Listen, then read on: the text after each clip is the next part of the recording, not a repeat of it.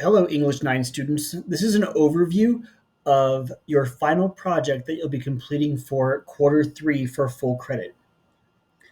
The first thing you'll be doing is you'll be selecting your own topic from the graphic that's right here, and you'll be seeing this graphic multiple times throughout this quarter. I refer to this as the tree. It has three different levels, and you can choose from any of the levels that make you the most free to write about.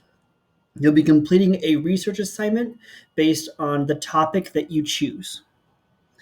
From there, you'll be doing your own data mining, which means you'll be using a database like Google, numberOf.net, NOMA, Gapminder, Gallup, or Nation Master.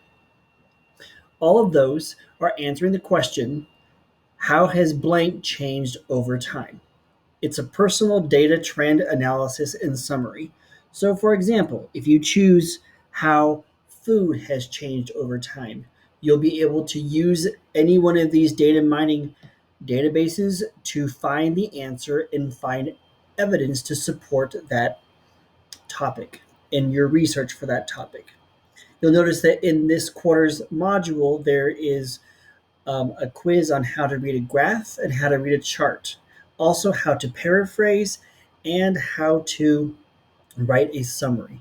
And so, all of those come together in this culminating assignment and assessment where you'll be interpreting that data that you find based on the topic that you choose and how it has changed over time.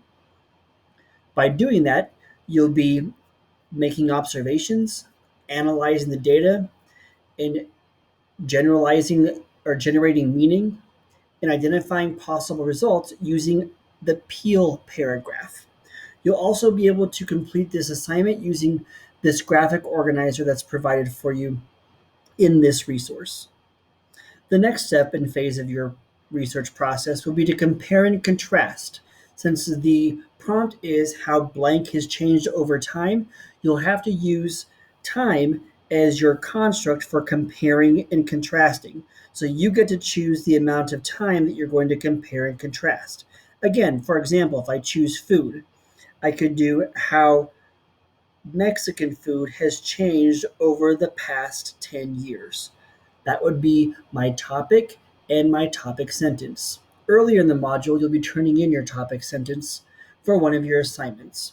But I just want to get you thinking in that construct of time.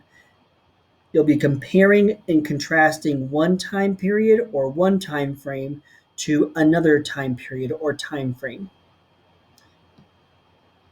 Lastly, you'll be synthesizing your data as part of your writing process. So you'll be explaining the details of the data using this paragraph sentence frame to help guide your process. So all of your synthesis is going to be focused on supporting your ideas using the research that you identify when you go to these different databases and acquire that research.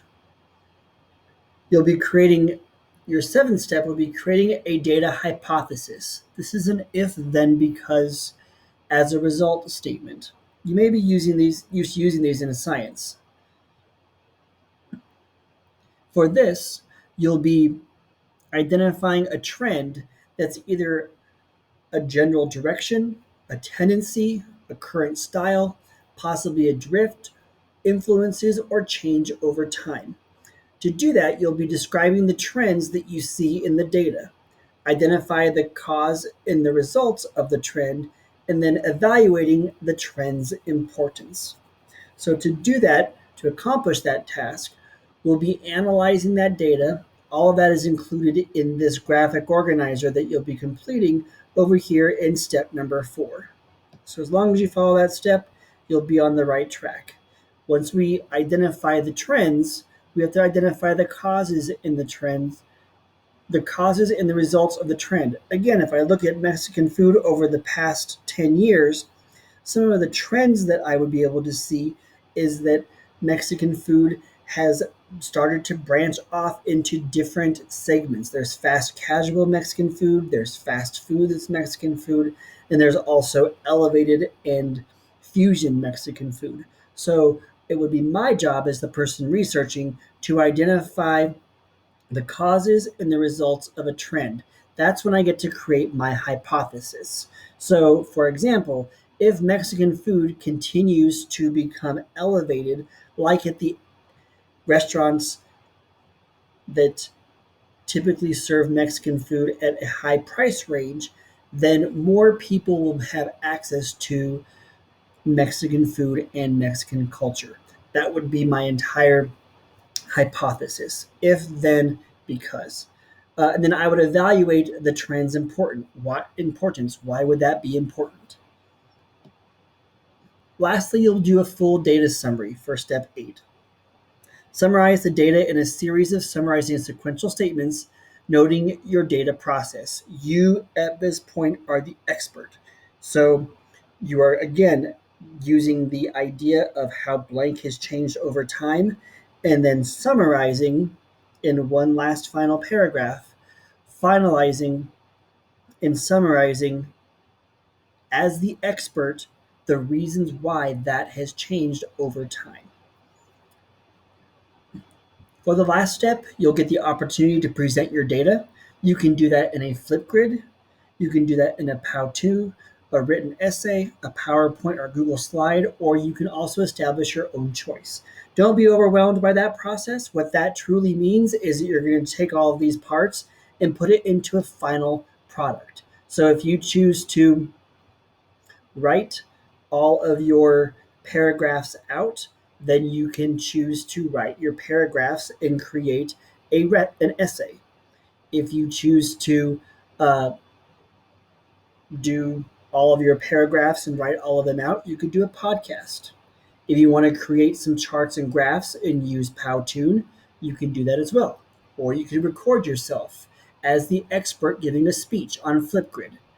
You can also present your information using a PowerPoint or Google Slides. In summary, the entire project focuses on all the skills that you're going to gain for quarter 4. You are analyzing and summarizing a trend based on the topic that you choose from the tree.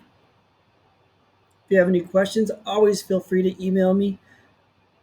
I appreciate your time and look forward to seeing your thorough, extensive, and quality research about how something has changed over time in your life experience.